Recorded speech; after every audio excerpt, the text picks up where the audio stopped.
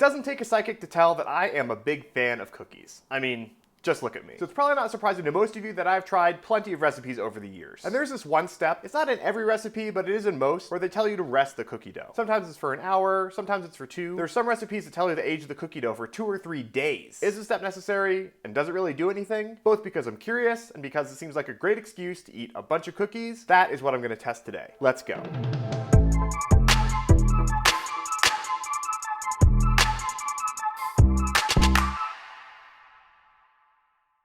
Before we get to the actual test, let's talk about the theory about why aging or ripening your cookie dough makes for a better cookie. For my research, there are 3 main purposes. First, it allows the butter in the cookies to cool down. If you remember from my pie crust tutorial, you'll know that cold butter helps dough keep its shape when it goes into the oven. The same principle applies here. Dough that's too warm will theoretically result in a cookie that spreads too much and has very little structure. Second, it allows the flours to hydrate. As flour hydrates, the enzymes in the flour break down the starches to create simple sugars. The resulting simple sugars react to the heat in your oven and combine with each other and amino acids to create thousands of new flavorful molecules. The creation of these new flavor molecules is called the Maillard reaction. And it's the reason why anything that's browned by heat is delicious. From a New York strip to chocolate chip cookies. Finally, after your flour hydrates, the dry environment of your fridge will slowly draw out the moisture and dry out your cookie dough. This allows the sugars and other flavorful compounds to concentrate, resulting in a lot more flavor in your cookie. So theoretically, these factors will result in a cookie that has better structure, more complex flavor, and more flavor overall. The question is, how noticeable are these changes, and is it really worth the time spent? Over the past 4 days, I've made the same exact cookie recipe 5 different times, and we'll be testing them today. The intervals of aging are 72 hours, 48 hours, 24 hours, 1 hour, and no time at all. If these cookies look like something you want to try to make yourself, they're the chocolate chip cookies from Claire Saffitt's book, Dessert Person, which is my favorite recipe at the moment. Looking at the dough before we go into the oven, the 72-hour dough is much darker and looks a bit drier. The 48 and 24-hour dough look about the same, and the brand new dough looks light and wet. This is probably because the warmer butter and the free moisture in the dough that hasn't been absorbed by the flour yet. After baking, you can see that all these cookies developed a nice lacy edge, a hallmark of Claire's recipe, though the 72-hour cookie looks the darkest. These cookies all went into the oven at the same time and were rotated halfway through. So the difference isn't due to the baking times or the temperature of the oven.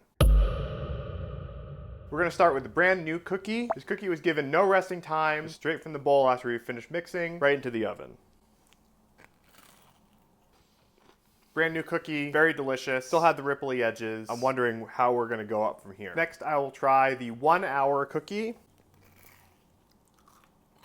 Still very good. The biggest difference between the brand new cookie and the 1 hour cookie is the edge. I would say that the edges on both of these are pretty ripply. The newer cookie has a much crunchier edge. It's almost like shattery, like you can almost feel the sugar crystals. With the 1 hour, that's a lot less. It's a much softer texture, which I find more pleasing. Moving on to the 24-hour cookie. This one I think actually spread the most. I'm not sure why that is.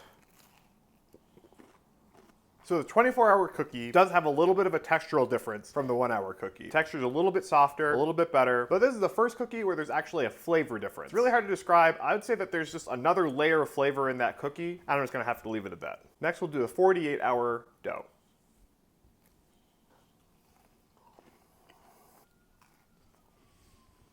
I really can't tell the difference between the 24 and the 48-hour cookie. Flavor and the texture are both pretty much the same. And this is it, the oldest cookie of the bunch, the 72-hour cookie. This definitely is the darkest around the edges, and the dough is darker too, so I think that's actually just a characteristic of the dough.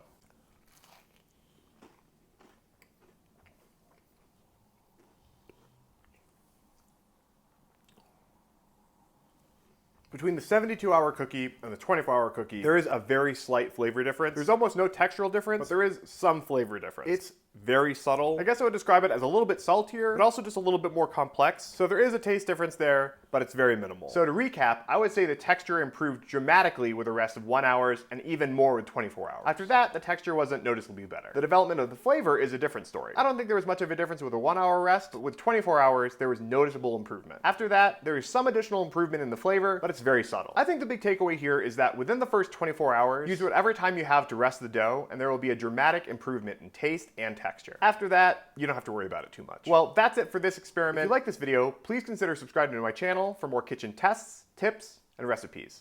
I'll see you next time.